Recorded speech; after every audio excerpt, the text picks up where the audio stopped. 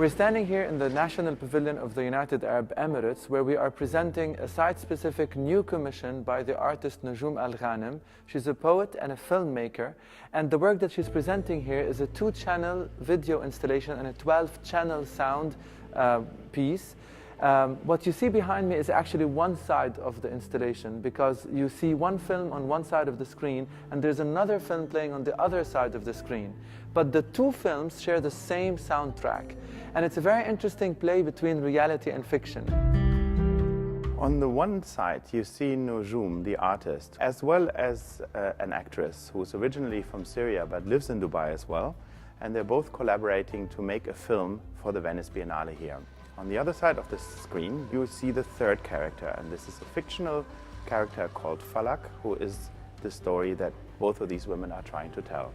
And what is happening is that there is a big conflation of all those three characters. There are three women of a similar age and having a similar story in a sense. So what we can see here is a strong autobiographical mixing of what the artist is feeling and doing and expressing in her poetry, but it is expressed in both the alter ego, namely the actress, as well as the fictional character on the other side.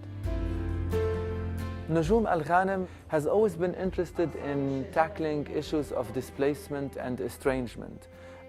There's a very, very quintessential poem that she wrote in 2009 titled "The Passerby Collects the Moonlight."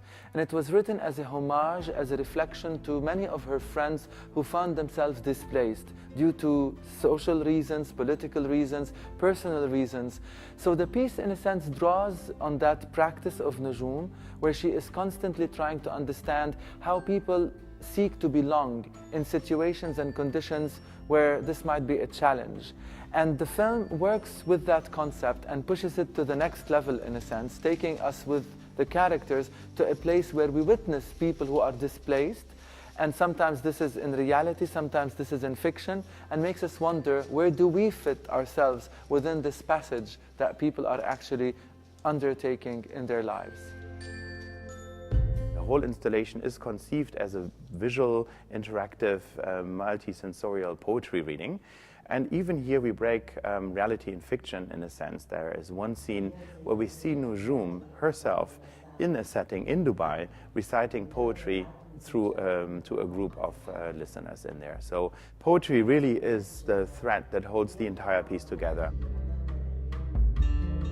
I think art gives you the ability to say those things that you can actually not express in words.